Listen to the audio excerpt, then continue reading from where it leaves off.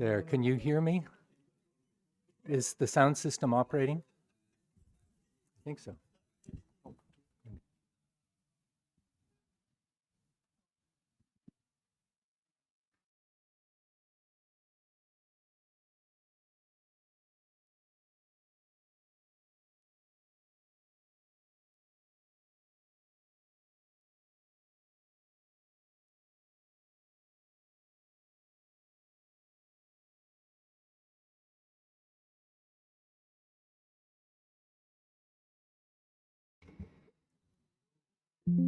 Okay, I think we should get started here. Um, my name is Mark Sundberg. I'm with the Millennium Challenge Corporation as the Chief Economist and DVP in the Department of Policy and Evaluation.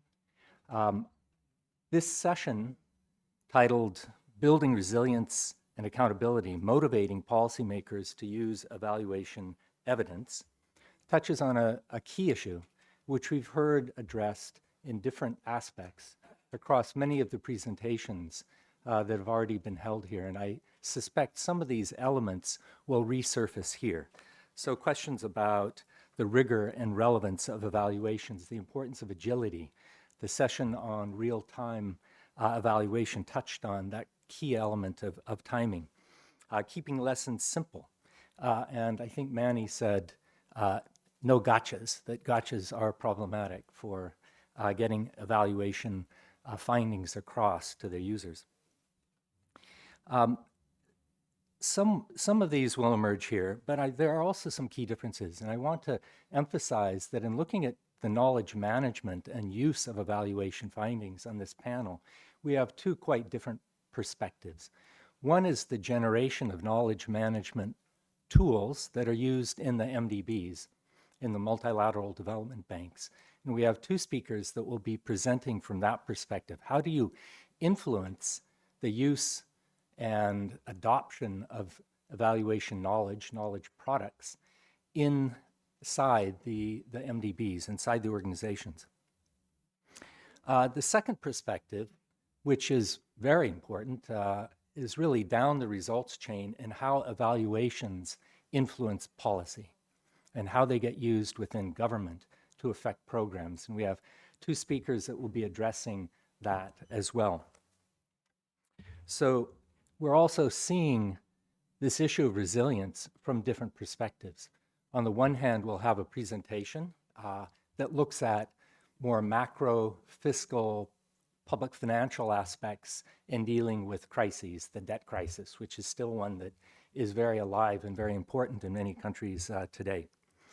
And the other is from a perspective of affecting end users, the end beneficiaries, that is, in policy and crisis management resilience, which came with COVID, where it has been very important, but around issues of self-help and rural development.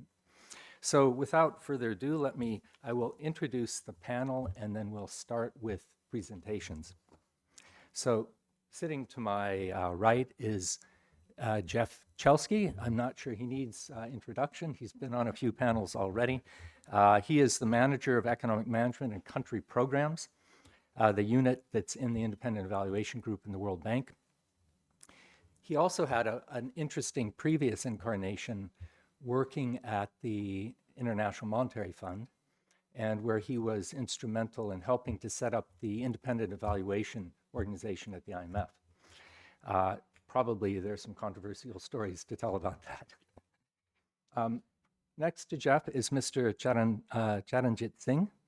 He is the additional secretary in the Ministry of Rural Development. For those of you who don't know the term additional secretary, this is a very senior civil service position in the national government and a very important and large ministry. He's responsible, amongst other things, for strengthening community institutions through the National Rural Livelihood Mission. Sitting next to him is Ms. Tsevengarel, I hope I pronounced that correctly, at the Mongolian Government's Authority of General Supervision. It was established at the beginning of this year, so she is in a very important position and painting on a canvas and helping to develop an evaluation culture. She leads the team supporting line ministries and provinces to build national M&E systems. And at the end of the table here is Mr. Eric Bloom. He's Principal Evaluation Specialist at the Asian Development Bank's Independent Evaluation Department. He's worked on and led evaluations of knowledge management in the ADB and other evaluations, and I think now is working on an evaluation of corporate strategy. So thank you very much for this panel being here, and we'll start off with Jeff's presentation. Thank you, Mark. And as that gets set up, since nobody introduced Mark, I should mention that about 10 years ago, Mark had my job. And so I'm hoping when I grow up, I'll have a job similar to Mark's. I will move fairly quickly here. So essentially, the challenge, when I talk about the knowledge challenge, this is how evaluation offices have impact. So our challenge is to assess, do we have the right knowledge? Do we have it at the right time? And is its use incentivized? And what brought me to focus on this question is a whole series of evaluations we've done recently that had a very similar finding. And that finding was that we produced good knowledge, good diagnostics, but they weren't being used. What was going wrong? This is, I won't go into the, I had to be careful to purge out all of the macroeconomist jargon from this, so hopefully I've done well. This is the suite of macro fiscal evaluations that we've done that I think have reinforced this notion that we have a problem in ensuring that the production and the consumption of knowledge is brought together. You can click on any of those at any point in time if you're interested. If you're having trouble sleeping, I would recommend them. The broader context. The last 10 years, we've seen a large-scale erosion of fiscal space. This is all pre-COVID. I think it's important to recognize it is pre-COVID. The deterioration in levels of debt stress among low-income countries happened before COVID. At the same time, there was a failure to increase tax collection, and spending went up in many, many areas. And as a result, we entered COVID with reduced fiscal space, which means we basically didn't have a financial buffer to respond. Just a very quick illustration. Those red bars, that's the share of IDA-eligible countries that are at high risk of debt stress or in debt stress. And the bar on the far right is 2020. So that's all pre-COVID. The green bars are the countries that are at low risk of debt stress. So this has been coming for a long time. There are no surprises here. And then on the tax side, I just wanted to point out in 2015, there was the Financing for Development Conference in Addis Ababa. And among the many commitments that were made in terms of financing the SDGs was a recognition that official development assistance was not going to be sufficient, and therefore resources had to be mobilized from the private sector, but also domestic revenue mobilization, i.e. tax. And many, many developing countries have very low tax to GDP ratios. At the same time as this narrative is happening, you see what's going on with the tax to GDP ratio. It's declining throughout the period. So first part of the question is, what knowledge do we need? And I'm going to focus on the role of the knowledge and diagnostics we have in building fiscal resilience. These are just a few, I won't go through what these actually are, but there's no shortage of diagnostics on various dimensions, on the tax side, on the debt side, on the public investment side. And these are all to identify weaknesses to ensure that we get the resources and use them efficiently, and we manage them responsibly. Now, that's great. Sometimes you go overboard and you have too much knowledge, which is also part of the problem. Coming out of the Paris Agreement on attention to domestic revenue mobilization, there was a push to develop all of these diagnostic tools on the tax side. And in 2018, there was a big trust fund, the Global Tax Program, that was created. And there was a plethora of instruments and diagnostic tools in the tax space.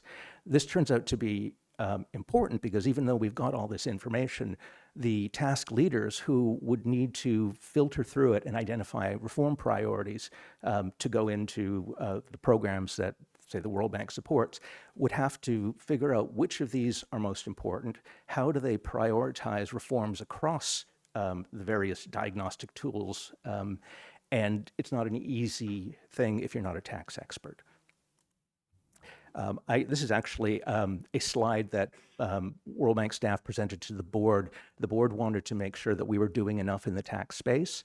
And as part of their presentation, they had this slide, and I love the part where it says, and we're doing macro simulation models, tax incentive analysis, tax gap models, and many more, as if numbers were what this was all about. I just love that slide. So that's what knowledge we need. Then there's the next part of this is when do we need the knowledge? I'm just going to say a little bit about the World Bank's country engagement model. It's a messy figure, but it's not so bad. Just focus on the part that says country partnership framework. And this is the 3 to 5 year strategy, excuse me, that the bank agrees to with the client country on what the priorities are going to be over the next 3 to 5 years, sometimes up to 6 years, and what the focus of the program is going to be. It's supposed to be based on country development priorities and something called the systematic country diagnostic, which is the bank's effort to pull together all of its diagnostic work and identify what the real constraints are, the most important constraints are to development.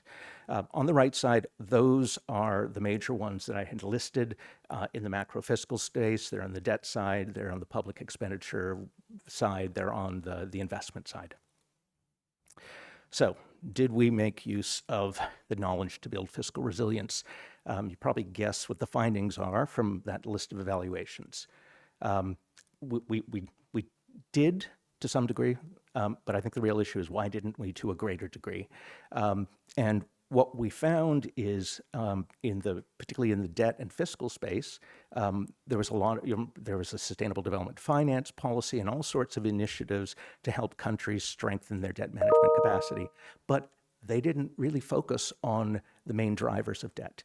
They tend to go for low-hanging fruit. So we had a lot of conditionality on things like publishing a debt strategy, but not necessarily addressing the really problematic things. The other thing is we did one evaluation. It's called Addressing Country-Level Fiscal and Financial Sector Vulnerabilities, and that focused on what the bank did when there wasn't a crisis. And what we found is when there wasn't a crisis, which is the best time to build the kind of fiscal resilience we're talking about, there was very little attention to it. When there is a crisis, we're there with money, and we move. Public financial and debt management. Here we found there was a lot of trust fund money for public debt management, huge investment in that. But on public financial management, not so much, and particularly on public investment management.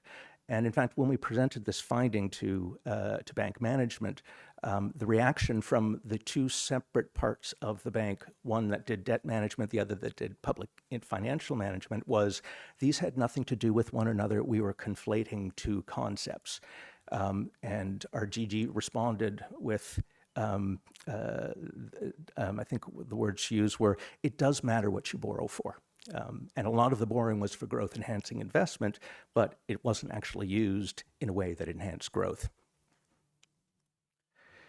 Another finding was that, in fact, a lot of the assistance to public investment management was not going to the countries that were borrowing lots for public investment. And in fact, it was the slowest growing countries where growth-enhancing investments were deemed to be most important were getting very, very little support for public investment management.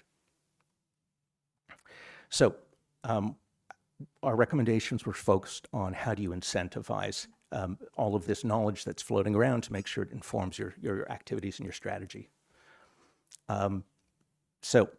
First was you need to fully and explicitly incorporate this dimension into your country's strategies with clear articulation of priorities. But in order to do that, you have to make sure that those diagnostics are available and they're available at the right time. That means that You don't just do them when there's time to do them. You make sure that they're available because you know what the strategy cycle is.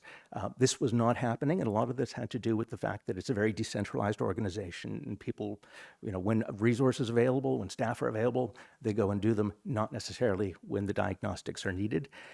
So one of the recommendations is that there be a regular stock take every couple of years on what has been done, which diagnostics of the core set have not been done so they can be planned, and what the knowledge gaps are. Before I get that there, I didn't write that, by the way. I should say that we've actually had one major success. We have agreement that there is a core diagnostic that will now be produced called the Public Financial Public Financial Review. It used to be the Public Expenditure Review, and management has committed that prior to the beginning of the next strategy period, they will do a report that looks at public expenditure, public investment, public debt management, and domestic revenue mobilization, the tax side. And this will be used explicitly to inform the strategy. So we're very, very happy about that. You wouldn't think that the board would be interested in something like that, but it surprisingly was. And then with thanks to Google Translate, I thank you. Thank you, Kapun, Jeff. So the emphasis on right knowledge and right timing comes through very clearly in what Jeff was saying here. Interesting point that he made is that there can be too much knowledge in this plethora of knowledge instruments was actually a hindrance to being able to filter out what was really needed at the right time. And it's something we often don't give a lot of thought to. I think it also goes back to the incentives that institutions face or individuals face to publish, to get things out there, and to look that you're providing sophisticated knowledge. He also noted that it needs to be filtered then and fit to the country's circumstances.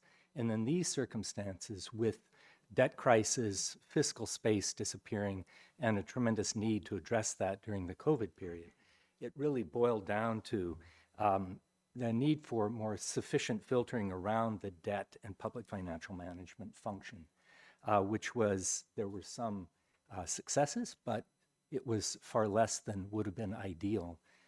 And this was a learning event where I think this development of a public financial review is quite valuable. That historically has been seen by economists, and I'll circle back to economists. There was an interesting question raised about economists yesterday. But the public financial expenditure reviews were seen as one of the most valuable products, knowledge products, by economists in the World Bank historically. But they disappeared from sort of regular production. And to see coming back to not just expenditure, but on the revenue side, I think will generate a very valuable product going forward. I hope so. We'll see. So let us turn now to our second speaker, Mr. Singh, who has been providing leadership for an enormous program and very important in India's rural development context. Please, Mr. Singh, thank you. Thank you, Mark. So as he mentioned that I come from the Ministry of Rural Development in Government of India. So basically we work for the development of the rural poor people. So for that, we have got this very important scheme that is called the National Rural Livelihood Mission. So I will just give you the context of this, that why it becomes for the policymakers to engage with the evaluators. Because in a democracy, we are responsible to the people, that how the public money is being spent and how the things are being done. The public wants to know, the politician wants to know, the legislators want to know. So if we have got the good feedback that a certain scheme is implemented in the right spirit, only then we need to move ahead. And if then there are certain changes we require to do, then we need to do those changes also. That is the basic context. And as we deal with the poverty is multifaceted. There are so many contexts to it. So how we deal with it, that also becomes very important, not only for the policymakers, but for the evaluator also, that how the things are being impacted at the ground level. And I will just give you the brief glimpse of the National Rural Livelihood Mission. So this shows that we are dealing with 95.2 million households. So these are huge numbers. So, and there are 8.73 million self-help groups. Self-help groups basically means that we mobilize one woman from each household, and there are 10 to 15 women in one self-help groups. So they work together, they start saving, then we link them to banks, etc., so that they can take the credit from the banks. And so I will just want to mention one figure here, that is this banking correspondent. There are around 1,09,000, basically 109,000 banking correspondents. So these are the ladies who have been trained by us, and then they provide the banking services at the doorstep of the household itself. Basically, bank comes to the doorsteps of the house, so that the poor people who can't go to the banks, the bank comes to them. These ladies provides all the facilities at your doorstep only. Whether you want to do account opening, whether you want to withdraw money, whether you want to deposit money, whether you want to do insurance, etc., all the facilities are being done by these women. And in the COVID time, they did a wonderful job in the remote areas of the country. Like there is one big island in the Brahmaputra river in Assam state of India. There our women used to sail through the boat, and then they used to go to that village and provide the banking facilities there. And especially to the disabled people, they did a yeoman service, that such good services were done by them. And as I mentioned about the evaluation, so we started implementing this program in the year 2011. So we did one evaluation after 8 years of implementation. So these are some of the figures that we covered 27,000 households across 9 states. So this is also very important. When you are dealing with the 95 million households, then how you select those households, how you select those states. So there has to be very good engagement between the policymakers and between the evaluator also. Only then you can design the right model, that what type of evaluation needs to be done, what you need to look at this. And they need to understand the program also very well, because it's a very complex program. So if you don't know, you wouldn't be able to do the evaluation. And here also, there was constant interaction. In fact, the data collection was done by the ministry, and the rest of the action for the evaluation was done by the BMGF. So these were some of the findings. So one very critical finding for us was that there was improvement in savings of 28%, and there was reduced dependence on informal debt. Because in the villages, poor people, you go to the money lenders, then they take the money at a very high interest. So that was the basic objective of the NRLM, that we want to reduce this dependence on the informal debt. So this we achieved quite a lot in this. And then the incomes also increased of the household. The second bullet shows this. And they had some additional sources of income also. And the participation of the women in the income generating work also increased from 58 to 62%. So these were some of the findings of the evaluation. So as I mentioned, that why the ministry valued the 3IE evaluation. So basically, from the very beginning, we had a constant engagement with the evaluators. So, and we took the inputs from the state government also, and the data collection by the MORD. And in fact, the research team, they had the in-depth understanding of the program. There are many guidelines, SOP, etc., advisories, etc., how various components are being implemented. And then they used our data also, that we have got a very strong MIS. From that they use the data, that where they need to study and what study they need to do. So I will now come to the challenges for the policymakers. First is there is a high capacity at the ministry level so that they can engage with the evaluation finding. But at the state level, because India is a country of states, there are 28 states, and then there are union territories also. So, but there the capacities are not up to that mark, then this becomes a challenge, that how we go about it. So we need to look at this also. And no doubt we need to do the rigorous evaluation, but what is the context of that? So that also needs to be kept in mind. And the second thing, we find that sometimes for the rigorous evidence we take a lot of time, but the policy makers need the result very fast, because in a democracy, the things move very dynamically and we need to move it very fast. And then there are constraints of time, etc. And and in fact, the programs like NRLM, they are continuously evolving. Like I mentioned about the banking correspondent, this we started in the year 2017 only, when we came to know that there are difficulties for the poor women to go to the banks in the city. Then we devised this strategy. Then COVID came. So there are so many things continuously evolving. So that becomes a challenge. And the last thing I find is that sometimes the intervention takes a long time to play out fully, so we can't judge its impact. It may take a longer time, so that should also be kept in mind. So just I mentioned about this COVID. So I will just give you one instance that why it becomes important. Because for the NRLM, you may be looking, okay, we reduce the informal debt, the bank linkage, etc. increase, but the implications are much wider than that. The NRLM has basically provided a platform on which the other departments are riding. Why? Like when this COVID-19 came, the Ministry of Health got in touch with us. They said, we want to spread the message of social distancing. We want to utilize the platform of the SHGs. So we did this. Within 1 month, we spread the message across the country in all the rural areas, because we had the community resource persons. Basically, community resource persons are the women trained by us in particular activities. So they spread out the message.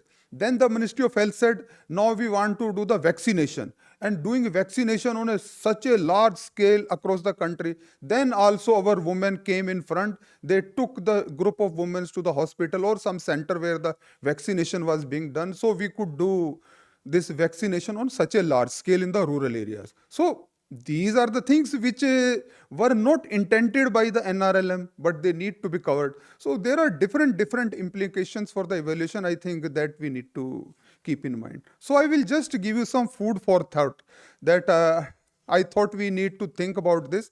There is no doubt value in evaluation, but to make the results more, what should I say, that they can be used by the policymakers, these are some of my suggestions. First is that we need to develop these high-level summaries of the research as learning notes with less focus on the method, because it's very difficult to go through the whole report and then cull out that what part we need to act upon, because the policymakers at the highest level, they don't have much time also. So that is, I think, we need to work on that. And the second thing I mentioned about that we need to highlight the actionable results, but we should consider the operational reality also. Like if we say that this thing was not done, but there were 2 years of the COVID also, there almost the things came to the standstill. So we need to keep that also in mind. Then we need to engage with the research professionals, because they are the persons who have got deep knowledge about the evaluation, and policymakers know that what the policy is and what is the intention of the government. I think if we work together, we can design the structure of evaluation in a better way, and then we can drive the results also in a better way. And for that, I think that this engagement should not be one-off. We need to continuously engage with each other, because as the things develop, we need to know that things. And the next thing I want is that there should be involvement of various stakeholders. Not only the policymakers at the center level, then there are at the state level, then the community itself. So what is their expectation? So how do they see the result? I think we can get the good quality of results from that. And second thing I find is that this dissemination of result is also very important. Sometimes I feel that the results comes to the policymakers at the center level, or at the most at the state level. I feel that these results should go to the community also, to the villagers, the poor people for whom the program is being implemented. So they will come to know about this. Okay, so this was the intention of the government, this was the result, these were the deficiencies, and this we need to move about.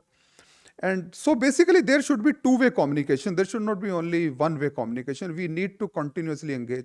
And sometimes I feel that there are so many interesting stories happening across the countries. Though, so these stories also need to be covered. So I will just give you one instance only. So I was in one of the states in India, in Madhya Pradesh, 1 month back. There I met one lady who was from this self-help group. And I asked her that, what are you doing nowadays? She said, sir, I have been elected to the Gram Panchayat. So Gram Panchayat is a basic local body. Then we have got this block level body, then district level body. Then said, sir, then I asked her that how did you got elected? Sir, all the ladies decided in the village that we will select you. So unanimously I was elected, nobody stood against me. So that is the power of the NRLM. So this was not intended at all. Then I thought, what is your next plan? She said, sir, now I want to contest for the assembly election for the state. So these are the things. So we never intended. So how the things move about. So I think we need to cover these interesting stories also and make it a part of the evaluation so that the people come to know that how the things are going on. Thank you very much. Thank you, Charanjit. This is really a fascinating program, and the numbers involved here are staggering. When you think of the hundreds of millions, it's a vast program that clearly from your account shows very interesting results as well. You emphasize the importance of the evaluator understanding the complexity and engaging with policymakers and continuing that engagement throughout. And it brings back to mind the discussion of real-time evaluation, the need to have that back and forth and have learning opportunities that emerge from that. The key context here is also critical that you mentioned, that it's vast in scope, but each at the state level, it's understanding the context that they're dealing with down at these layers of government to the village level. And that, of course, timing and real learning. You mentioned that access to banks was a problem that emerged. So addressing that became problematic and important to do. COVID occurred. And through COVID, a crisis, you also learned opportunities to use that for health purposes. So that cross opportunity is a very interesting finding that you reveal. Thank you very much. That's really a great presentation.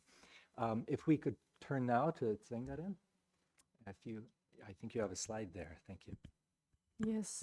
Yes, thank you so much. Good morning, everyone. And then I really want to emphasize what is the background in Mongolia in a national M&E system, and just brief the main points regarding what for the past and present. The first thing is that we had the wrong understanding regarding for the evaluation. We are named the evaluation, but there are so many words: evaluation, assess, measure, rating, scoring. Everything is translated into Mongolian language, just one word, and it was the leading to misunderstood in a national level, and it was going to wrong direction. So another thing is the activity trap. Which means is then we have a development law, including that we mentioned the development policies, but there, according to our current guidelines, we are regulating the sort of the three main things by these guidelines. The first one is the development policies, including national and the provincial level, and second one is the ad hoc regulation. Third one was the performance planning every year from the organizations, and totally we had the activities. It's amount around 34,000. It is crazy number, and how do we manage how to do real M&E in this such a number of things, and then we couldn't do it. And also the policy cycle is the totally missed, and then evaluation part is the mostly nothing there in a national level. So it couldn't to budgeting and planning take care the knowledge, didn't do it. And currently the new organization is established in the what are we are doing, and the first thing is we are working on the change the M&E guidelines. Is it to regarding for the development policies? Do we need to separate monitoring guideline or evaluation guideline, or in a national level do we need to managing in a law? And another thing is we will need to build the M&E system like a database. It should be used in the parliament, president, and government. We have to one source of the information and data. And another thing is the collaboration with the evaluation associations. Our evaluation association become very strong, and connection also we come together here. And another thing is we are working together with the donors. I have one example, and then this is we translated the DAC glossary, and this is the released. 3 weeks ago, we organized one event, and then distributing this one for the all level of the administrative. And now, another thing is that we have to start to do the right evaluation. And then my first idea is the consumer of this knowledge production have to be the political party leaders, because such a small country in Mongolia, we have just 2 parties dominating, managing the all level of the country, and like a political leader appointed as a prime minister, and also prime minister selecting their ministers. So in case they could use it, and it is the very important. And thank you. Thank you, Bengada. I think you have a very challenging job, and it's clear that it's not just the challenge of learning and adopting practices, but it's one of changing the cultural context in which evaluation is recognized as an opportunity for learning and as an accountability mechanism for delivering services to the people. You mentioned the complexity and limitations of this and the need to draft guidelines that will then be adopted. It's not just the drafting, it's not producing products per se, it's getting into the cultural context in which that will be valued and used. So wish you well in that. It's going to be a tough journey, but thank you. If we could turn to Eric now. Thank you, Mark. Okay.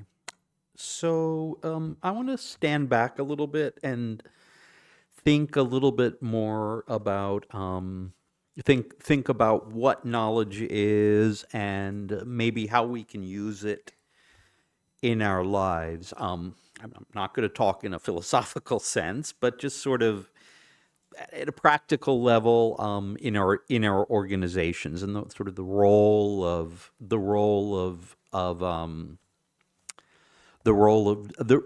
evaluation and how evaluation can consider knowledge. So let's imagine it's 2018, and the Asian Development Bank has just submitted is preparing a new knowledge management action plan. And as it discusses this with the board of directors, the board says, "But ADB, what about your old plan? Did you evaluate it? Was it successful? What did you learn from it?" So, no.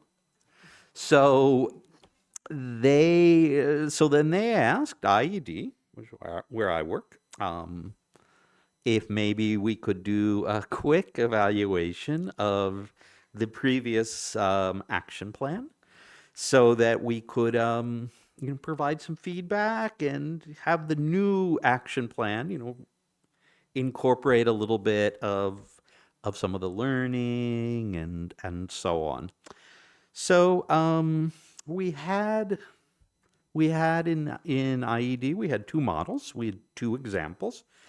So in around 2013, we did an evaluation of knowledge products, which sounds a lot like the work that Jeff did. I mean, I know Jeff presented a bunch of different evaluations, yes, different evaluations. But what they did, I think, were what IED did in 2013 was it looked at different products, publications, engagements, what have you, and reviewed them using whatever methodology it used, and came up with some idea this was successful, this was not successful. And then it looked at the usage. So it went sort of product by product along different product lines. So that was one model. The second model is an evaluation IED did in 2015, where we looked more at technical assistance projects. So technical assistance projects are defined projects that focus on knowledge-related things. And there already is a rating system for that. So we focused more narrowly on one of these instruments that existed. So what did we decide to do? We had these two models. So naturally, we decided to do something totally different, which was we decided to focus. Let's not focus on the outputs, but let's focus on the idea of knowledge management. And Mr. Singh and Jarrell, I think, spoke a lot about knowledge management. Maybe not using that term, but the whole idea that there's an ecosystem, sort of a way that, knowledge is handled. It's produced, and then somehow it's incorporated or not incorporated. Somehow the knowledge becomes value. It becomes something of value. So the way we did that, I'm not going to talk about the methodology is in any depth, but we did what's called a process evaluation. So we created an ideal knowledge management system. And there's no perfect knowledge management system. Very successful companies or organizations have different approaches to knowledge management, and they all work fine for them. But there's certain characteristics they have. So came up with this sort of structure of what a good knowledge management system might look like. And we compared it to what ADB's actual practices were, and then we use that to say, well, what can we say about knowledge outputs? So it was much more looking at taking a step back and taking a system-wide approach rather than an output by output type approach. So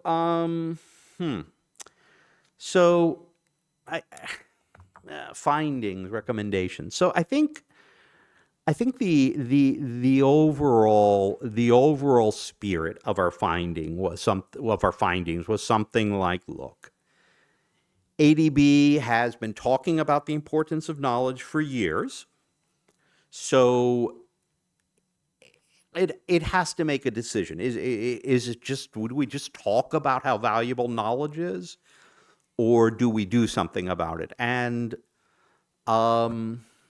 we found, probably not unlike what I heard from the World Bank, that, mixed performance of the products. I think in many cases ADB produced good products, but they weren't well aligned with other systems. So a report might come out, but it came out 2 years too late or 2 years too early. And in some cases they were just sort of generic. If any of you worked with the ADB, we rely extremely heavily on consultants, and this had a real cost. I see Irene there shaking her head, nodding her head quite vigorously. Yes, we rely heavily on consultants, and this is a real cost. They arrive in Mongolia, and they start talking about their experience in India, and so it often doesn't work. And I think perhaps most importantly, there are, there's structural and cultural constraints. We have lots of silos. There wasn't much flow of knowledge. You know, what was known in one division wasn't necessarily known in another division. There was limited collaboration. So the way we approached our recommendations was very interesting. We said, you know, normally we give you a recommendation, you accept it or reject it, or somewhere in between. And instead, what we did was we gave sort of a recommendation tree. You can either go to the left, or you can go to the right, or whatever. So one approach was what we called the knowledge plus plus bank model, which means you know, which would require ADB to do some major reforms and to really have knowledge being the driving factor in our future work, for ADB to really become a knowledge bank, as it often says it is or it wants to be. But we said, okay, maybe that's a little too much. So you might want to continue with the current model, which they currently call, which is called Finance Plus Plus. We provide loans, we provide knowledge, and we provide partnership. And if we choose that model, okay, we need to continue with reforms, but the fundamental approach is the same. And we gave this contrast, you know, these two different visions, because we started off with a process evaluation, with the idea of what an ideal knowledge management system might look like. This was in 2020. The new Knowledge Management Action Plan, which I think was approved in late 2020, maybe early 2021, was really incorporated a lot of our recommendations about knowledge management. In particular, it decided to do an ISO audit of knowledge management system, which is a very demanding process, a very scary process for ADB, and also not because of our evaluation, but maybe our evaluation contributed in some part. ADB just recently had a reorganization, which is trying to adjust the flow of knowledge and to improve collaboration. So I'll stop here. Thank you very much. Thank you, Eric. I think you help illustrate the importance of independence in evaluation as well. There's some hard-hitting messages to the evaluation that you just discussed, including about the systems approach to the work that you took, revealing that products are often not well aligned, that generic approaches are taken. The heavy reliance on consultants means that it's sometimes not fully in touch with the circumstances on the ground and the context.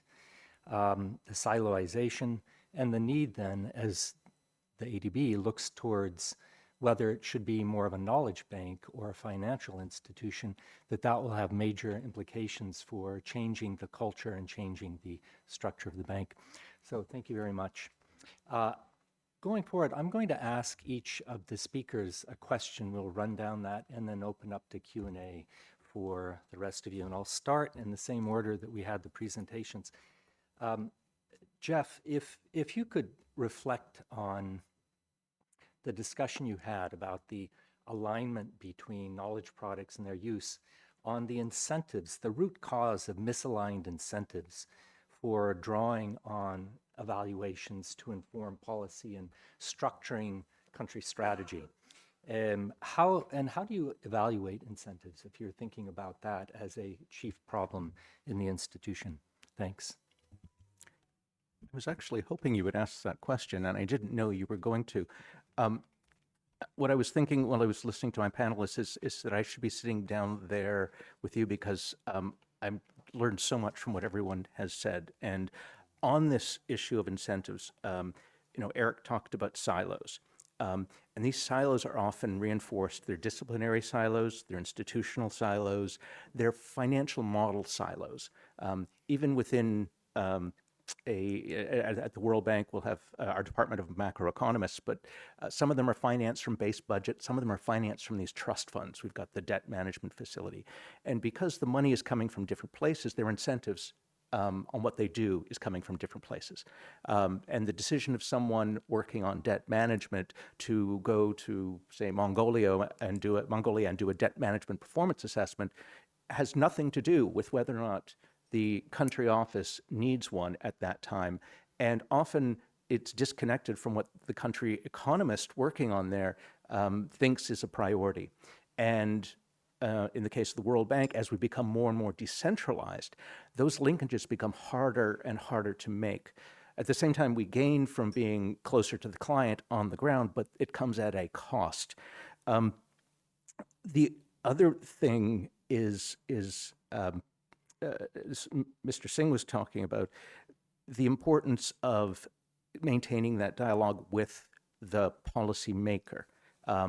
And that comes with a different set of incentives. What we try to do in IEG when we do an evaluation of a whole country program is we will meet with the country director and ask them, what would be helpful? What do you need? Now that is not a normal practice historically. The incentive has been to exaggerate perhaps our independence because we got credibility from the independents.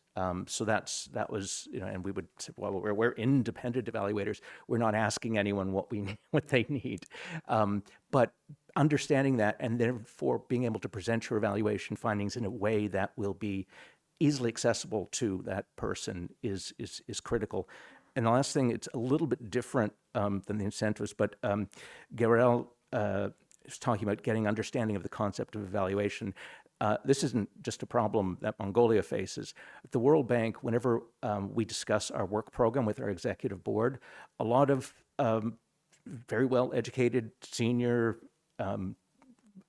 experienced people think, well, this is an important issue, therefore we should evaluate it.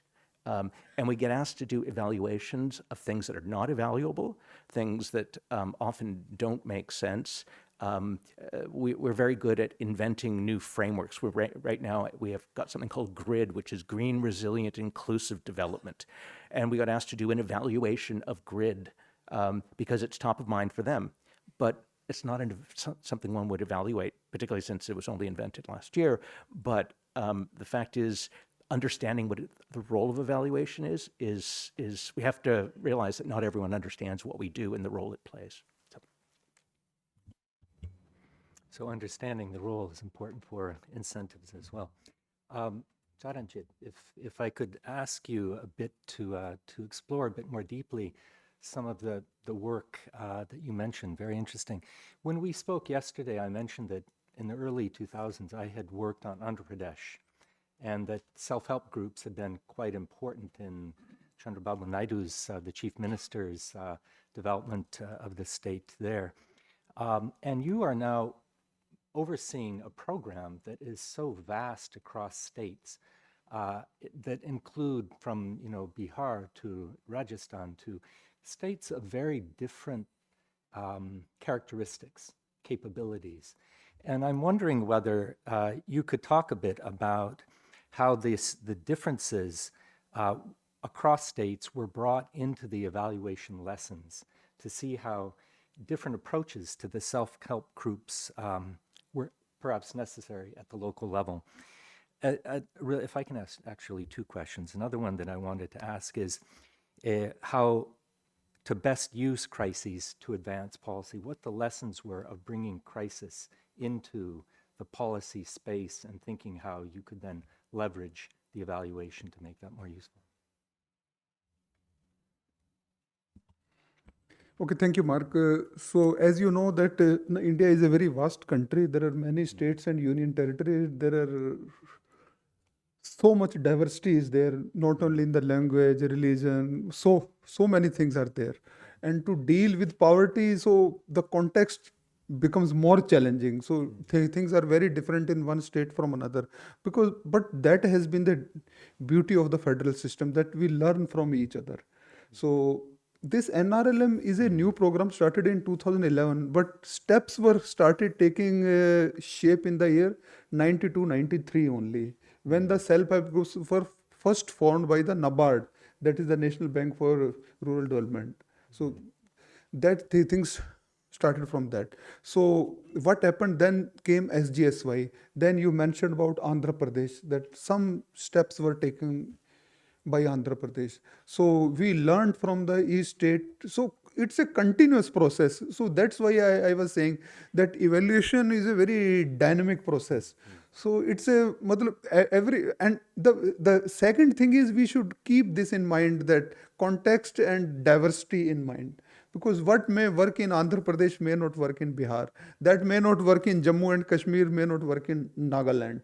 Because everything is a different. But that is the beauty. We provide the broad contours of the program. We don't go into micro details that how that should be done. That we leave to the state. And what we do, we approve the annual action plan of each state. So we ask each state to come up with their proposal. What do they want to do in the 23-24 financial year? So they prepare the report from the ground level itself, from the village to the district to the state, and then they come to us. Then we approve the contours of the scheme with the budget that they need to spend. So that is one thing. We do the bottom up planning, which I think is very important. And second thing is that as I mentioned earlier about also that the context of each state is different, so that the evaluators also need to keep in mind. So only then we can drive the results. And second thing you mentioned about the crisis. What's the best way to draw on crises, which you've dealt with quite effectively? Yeah. What are the lessons there that you would share about from the experience? Yeah. So as you mentioned about this crisis, so I will give you one more instance because I have got this very many anecdotes which I think they explain the context very well. So in the COVID time also, we faced one more difficulty. There was the scarcity of the vegetables and fruits for the city people. If everything stops, then how the people are going to survive in the cities? So then we thought about one more scheme that we called Ajivika Gramin Express Yojana. So why can't we provide the vehicles to these SHG women so that they can bring their produce to the city? So there we started this scheme also, Ajivika Gramin Express Yojana. So that's how we learn from each other. So it's a different context. In some of the places the connectivity is very good, but in some of the places the connectivity is not good. So we need to decide about the vehicle also, what type of vehicle can move in that particular state. So these we leave to the states. We said, okay, this is your budget, you go ahead with this, and if you need, and we said that if you need any further support, then go to the bank, take the loan, we can provide up to this much support only. So this is how we learn from each other. Thank you. They're very vital aspects of empowerment that you're mentioning at the local level that are quite fascinating. Savengara, you're operating, as you spoke about earlier, in an environment where there isn't a culture of evaluation. And I'm wondering if you could talk a bit about where you see the greatest opportunity for changing that, and what are the mechanisms that might be used to bring evaluation into practice in a constructive way that people would understand.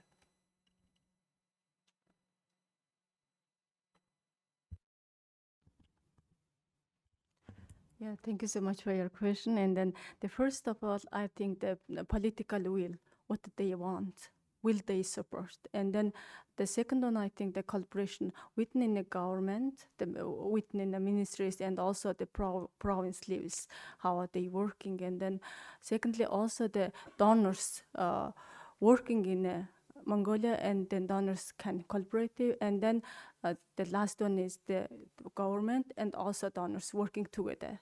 It will be leading spreading the culture, and it will be helpful for them. Okay, thank you very much. Turning now to you, Eric, I'd like to ask a similar question about crisis and people often say that you should not let a good crisis go to waste. And I'm wondering how that can be brought into context of thinking through the decisions the Asian Development Bank faces in knowledge management and its future. If you have reflections on that. So that's an interesting question, Mark.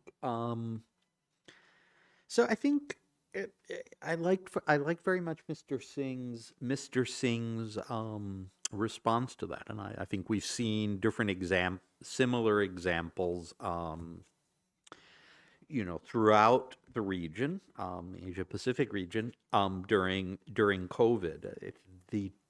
The trick is sort of knowing that you've learned something of value and then figuring out how you can incorporate it,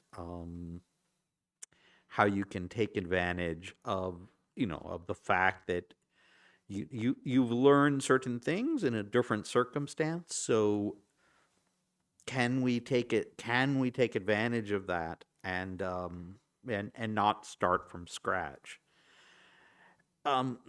With very little concrete evidence yet, it seems like, for example, countries that just sort of tried to establish a social protection system from nothing weren't very successful compared to those that took advantage of systems that they already had. So,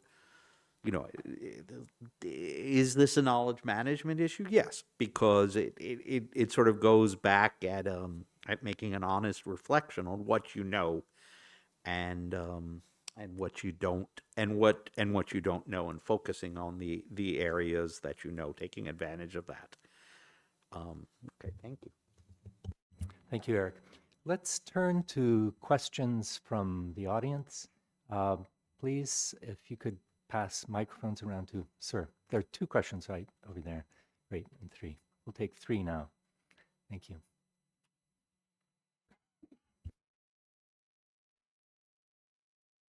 If you could also indicate to whom on the panel you're addressing your question and identify yourself in the process. Thank you. Hi, good morning, everyone. So I am Sanat Manangir from Sri Lanka, representing Save the Children. So this really is very good panel discussions in the morning. So and give an eye opener for us about this knowledge management as well as the people's participation, stakeholder participation in different stage of the project, right? Not especially in the evaluation. That this is actually not the question. So then I'm giving some thoughts about this in the area, but we also practicing in the same principle as the Save the Children, right?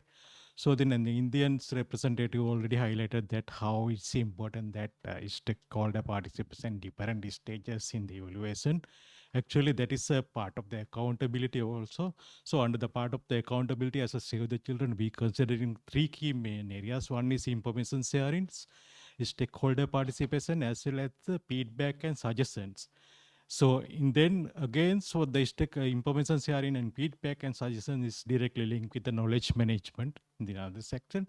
So then, and also it is not only for limited to the, I think, for the evaluation. So then throughout the project cycle, so we can use this approach. So that is how then we get the better implementation of the project as well as the better result for the evaluation, right? And also evaluation, even the evaluation results also we can share with the under the information sharing. So then we already developed the plan. So how the accountability is going to work. It's a separate plan for the accountability system. That is how the Save the Children as a participant. And also another one example for the knowledge management. I was represent a couple of interview panels to select the senior officials or senior persons for this monitoring mail field. I asked the question about what is the knowledge management. Only less than 20% properly answered to that question. Even I asked what are the knowledge products you develop in the different projects. They were not able to answer that properly. This is a very important area to give, is still building, continuing the capacity building of knowledge management, especially in the male team is male field also is still not aware, properly aware. And then how about this other government stakeholders, right? Okay, thank you. Thank you. I think right behind you, Alper, if right questions. My name is Alper Dinçer. I am from Independent Evaluation Department of EBRD. My question is to Eric. Eric, sincere thanks for the presentation. Indeed, we did a similar evaluation at the EBRD in 2021. During that period, I read your evaluation, learned a lot from it. One thing that we have seen in our evaluation was that there were a bunch of knowledge products simply for the sake of knowledge. So that is, so in your opinion, like what type of like knowledge practices are directly linked to operational considerations or operational factors such as, let's say, business volume, disbursements, the level of risk that ADB assumes, and then would you consider like a third pathways such as like results plus plus or solutions plus plus for ADB? That's all. Thank you. Thank you. There was another question here in advance, in the front here. I'm glad to see a lot of hands. We'll take these in groups of 3. Hello. Thank you so much. My name is Sapusat Mains. I am the country director for IFAD for Mongolia, and I'm very happy to see Mongolian college here in the panel also. This is really amazing for me to meet new friends here. I have maybe 2 or 3 question or observation. So number one, from Jeffrey, I think this is really eye-opening, eye-opener to really see how we can incentivize the public system to really help the public system to really respond to the rural development arenas where IFAD and other donors like World Bank also looking into this perspective. In additional to this public financial management system, tax and debt management, I think also it is important to understand the transaction cost, because every development in the rural areas, transaction costs between one organization to another, especially the rural organizations do their business on the ground, are really, really important. As we understand that, we will find the ways that we can working in hands with the government to support this. I would like to see whether World Bank have some experience around that, and whether this is a key interest that you will do something like that. That maybe also this is an interest from IFAD side. So this is once. Number 2, to Eric, maybe this is very interesting vision from World Bank to become, knowledge plus plus. I think this is a very innovative, maybe also very ambitious. Also, I would say. So I would agree with our colleague also. The problem that we always face is to find the knowledge. I think this is difficult, and this is not the right strategy we should go about. What we need to do is to encourage the knowledge to supply, rather than to find it, because it's just like you find something in the ocean. It takes a lot of time and effort. Maybe it's not useful also. I don't know whether there is an interesting system in place, but let's say example of TikTok, for example. Let's say example of YouTube, for example. Maybe right now, I don't know where you see the anything on and television program is about American talents, or maybe it's so those are the system where people encourage people to perform, to speak about something new, So I hope that maybe something like this, we can learn from it and see how practicalities we can bring the knowledge like this from the field, but on the perspective of the rural development, on the perspective of the resilience of the farmer. So this is my number 2 question. So that's all from my side. Thank you so much. Why don't we take one more question? I know, Doug, you had your hand up earlier, but I see several. Let's go quickly to Doug. Yeah, thank you. Actually, it's 4 questions, but I'll try to keep them very quick. It's one for each panelist. So, Jeff, you mentioned that it's important to make sure that the knowledge products get through at the right time. Timing was important. And you also said they have to be produced at the right time to inform those country programs. So my question is about shelf life.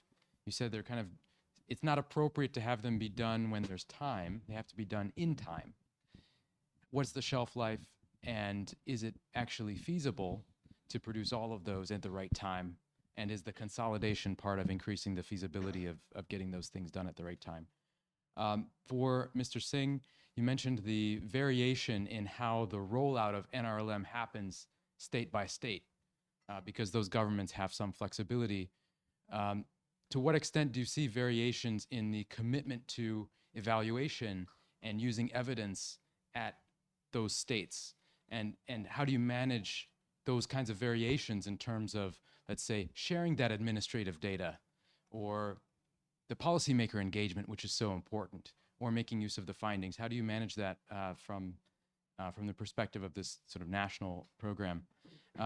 Sven Gerel, you had the very interesting point of saying that these multiple different terms in the evaluation lexicon all translated to one word in Mongolian, and you talked about translating. How did you translate all of these different words? What was that process like?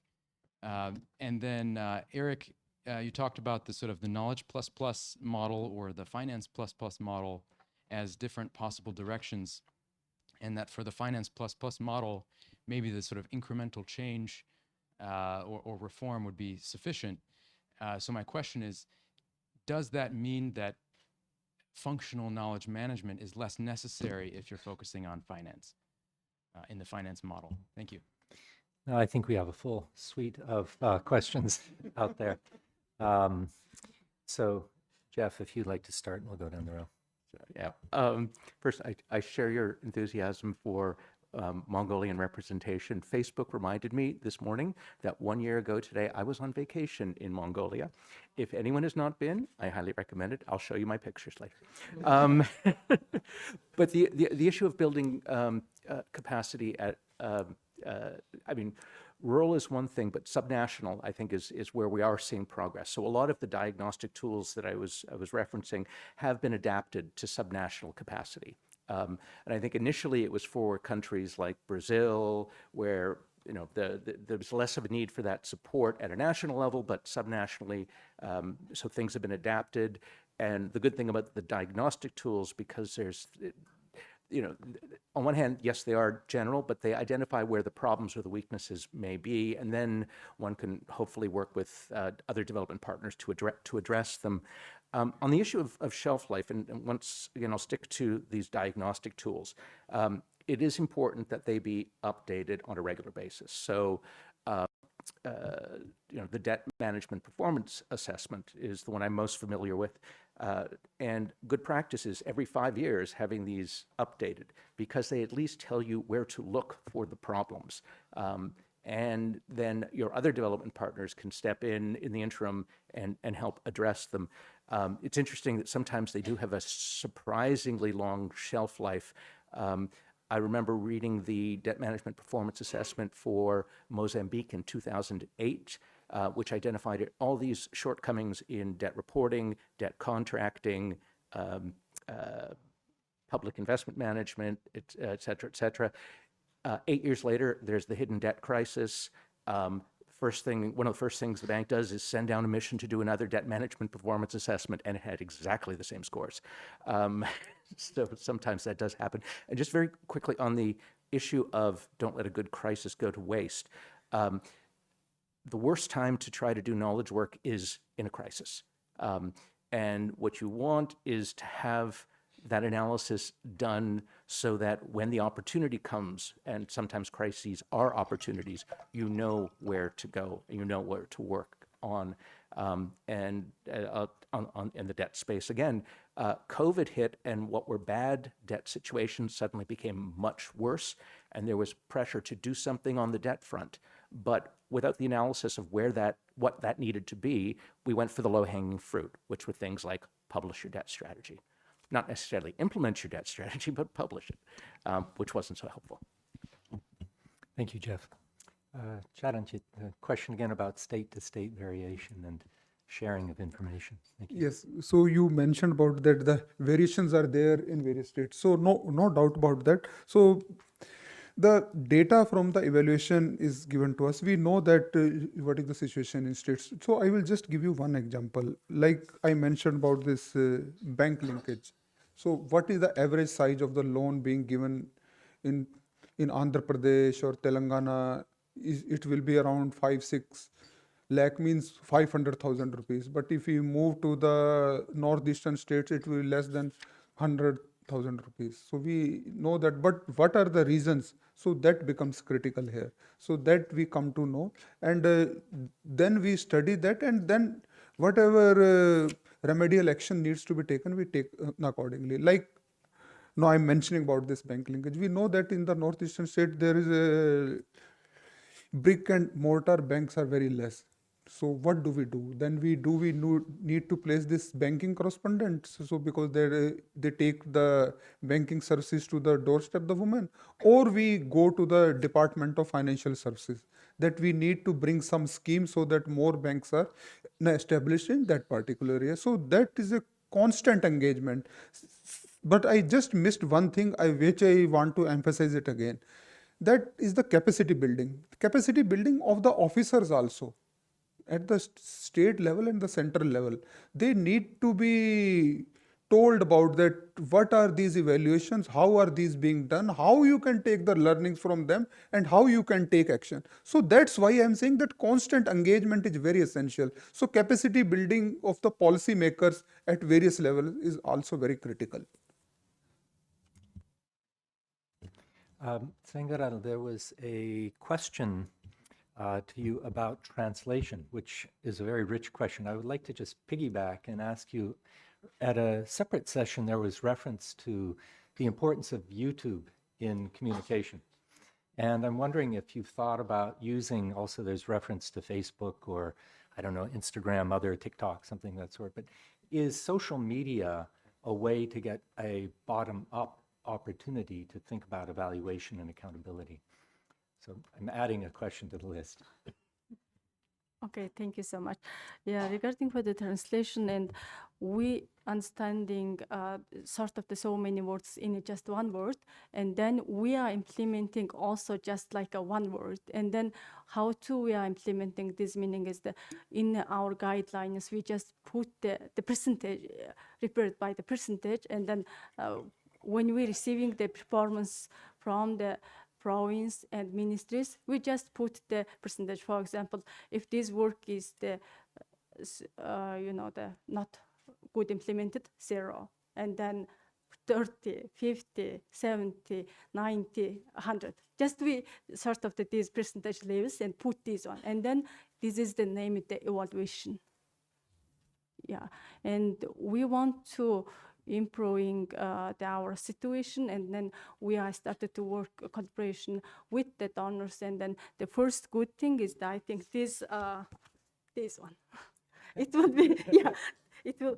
I am very the Canadian government sponsored one project is the implementing in Mongolia. This is the name of the Merit, this project, and then when we this one we could give understanding also mentioned, we could in a state level, also in a sectoral level, also in a province level. We can talk one language in a evaluation. Yes. And regarding for your question, I will take care of the future. Thank you. That's fine. Let's turn to Eric. There are a few questions directed your Thank way. you. Thank you. So, So the answer to the questions that I was asked is incentives. Yeah, I see. It's all about incentives. So you look at the from the EBRD, for example, and it's same in the ADB. I don't doubt that there was a good reason for a certain knowledge product to be done in a certain way at a certain time. I'm sure that there was a lot of internal logic to it. It's just that at least in the ADB there was often no particular incentive to share it, to publicize it, to work with others on it. So, somebody's a smart person, very conscientiously is designing a project and decides to do some knowledge work, which is extremely helpful in developing the project. And yeah, and it just stays on his computer afterwards. Be- You know, and if you look at sort of smart knowledge organizations, so there are many companies that survive or die entirely for their ability to sell knowledge. So, any consulting firm is like that. They have such systems to capture everything. And if you don't capture, if you're not sharing knowledge, you're out. I mean, you're just not performing. You might do a great job on one engagement, but that's only part of your job. And this is an absolute imperative if you talk to some of the consulting companies and how management consulting companies and how they work. Just the incentives that to sort of align, so that the culture and the incentives are the same is you know is absolutely essential. So you asked about knowledge plus plus and finance plus plus. So they both have knowledge. In finance plus plus, knowledge is, I think it's the first plus. And so you need the knowledge management system. It's really more a question of how far do you want to take the transformation. And one response we often got from ADB, which personally I was very troubled by, was, well, in middle income countries we're going to work on a knowledge model, but in low income countries we're going to work in a finance plus model. No, I think you need knowledge for all countries. You need different types of knowledge.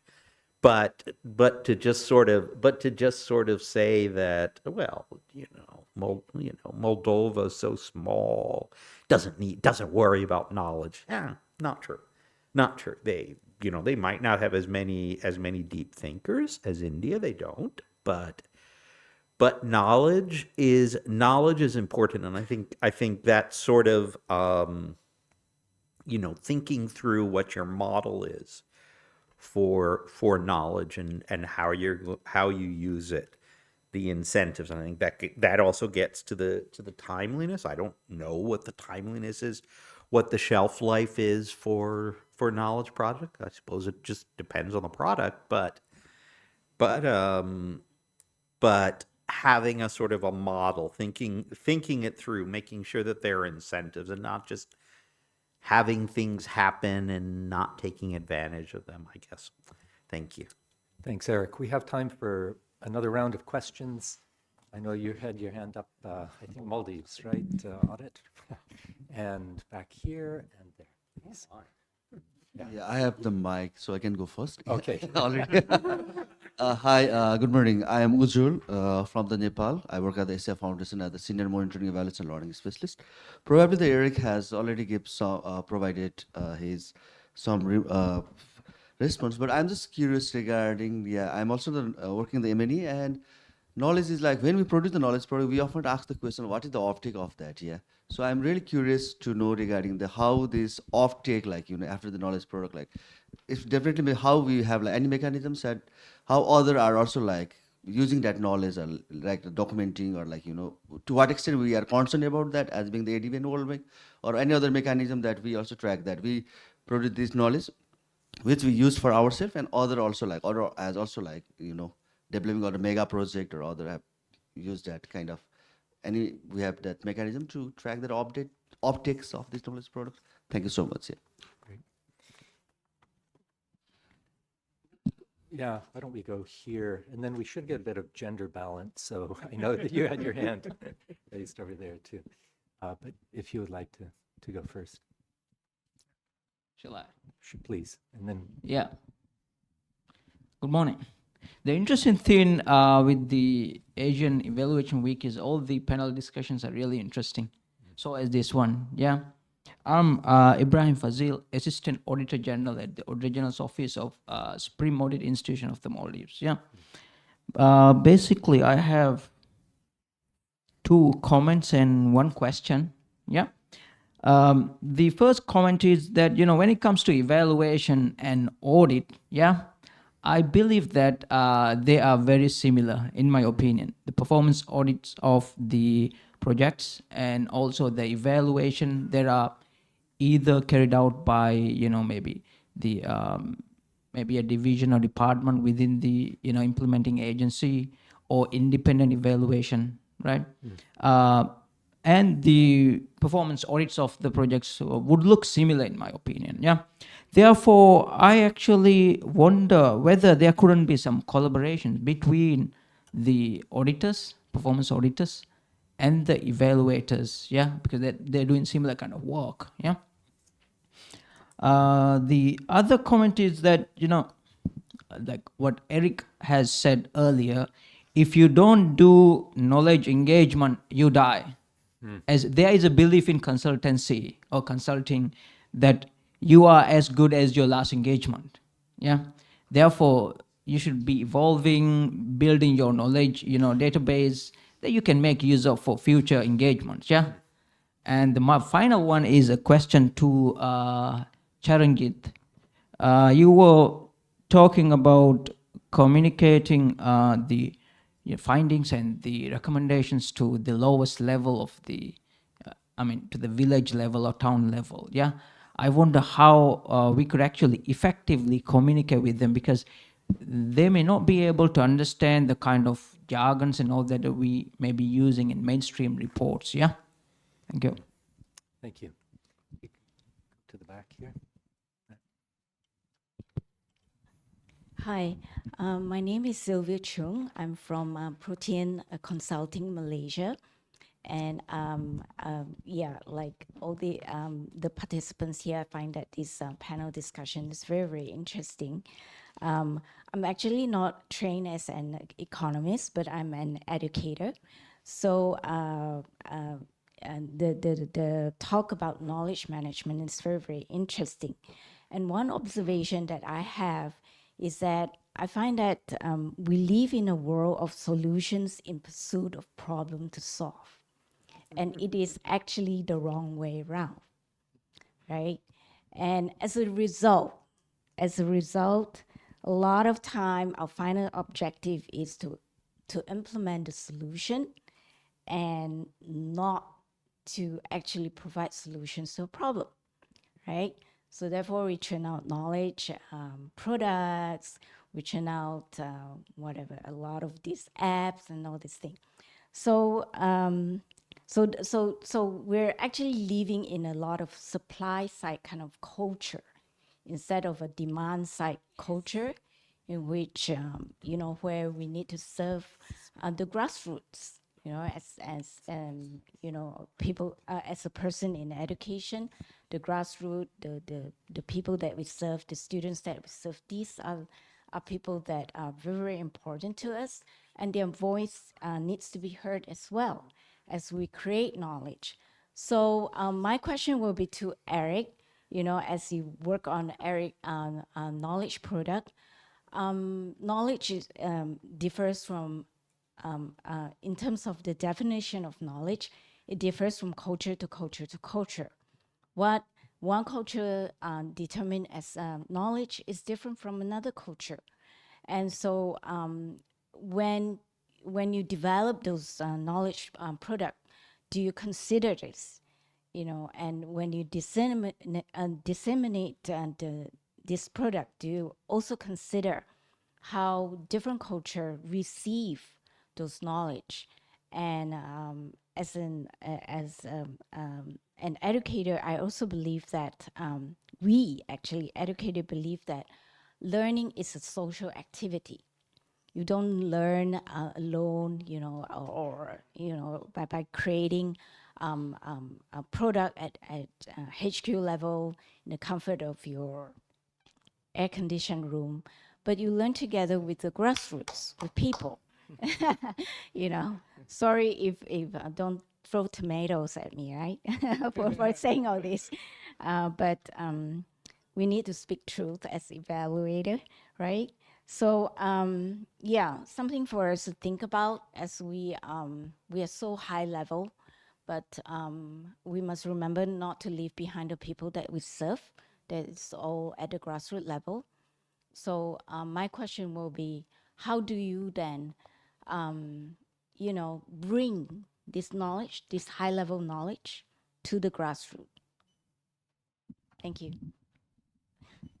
Thank you very much. We are rapidly running out of time, so I think we'll need to quickly go down the row, respond to questions briefly. And if you have any, like 3 words of advice for evaluators being relevant in generating knowledge. But a quick word on perhaps audit? Yeah. Thanks. By the way, on all the points you just raised about education, come to the session this afternoon on the communication rhapsody, because I think we'll be talking about that. So I won't answer anything on that here. On the difference between audit and evaluation, I think partly it's an issue of scale. There are some places that have the luxury of being able to disentangle. At the World Bank, we have what we call the 5 I's: the integrity vice presidency, the internal audit, the independent evaluation, and I have no idea what the other 2 I's are. But when we go to the board always asks the independent evaluation office to coordinate its work program with the audit office to make sure that we are complementary and not duplicative, because there is overlap, but there are some distinctions. Okay, I think you mentioned about this reports and then how we can disseminate to the people at the lowest level. So I feel that when we spend so much money, so much time, it takes around 1 year, lots of effort goes into that, then we get a very thick report. So that becomes difficult for us also to go through it. So that's why I said there should be summaries of that report which can be acted upon. And for the people, and we believe that people are the main beneficiary and they are being constantly involved in the implementation of the scheme. So they should know that what has been their role and how the scheme has been implemented. And that is our duty, that we need to make the summary of the report as simple as possible and in the regional language and local language also, so that they can go through it and they can learn from it. Thank you. Thank you. Stengaran, please.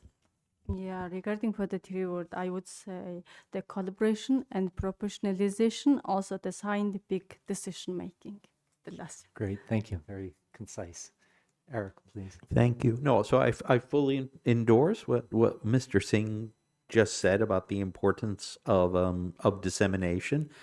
I would just say, in the case of knowledge, don't be condescending to think that some countries like knowledge and some countries don't know. It's not true. I mean, everybody wants to know and they want to make an informed decision. It's their ability to analyze may differ. Their knowledge base may differ. Their education may differ, but that's okay. So I think, once again, what is your model? What is your mental model? And how well do you know your your audience? Have you thought about who your audience is and who your different audiences are? And write accordingly, prepare your work accordingly. Thank you. Thank you very much. We've exhausted our time allotment, but please, a hand for this excellent panel.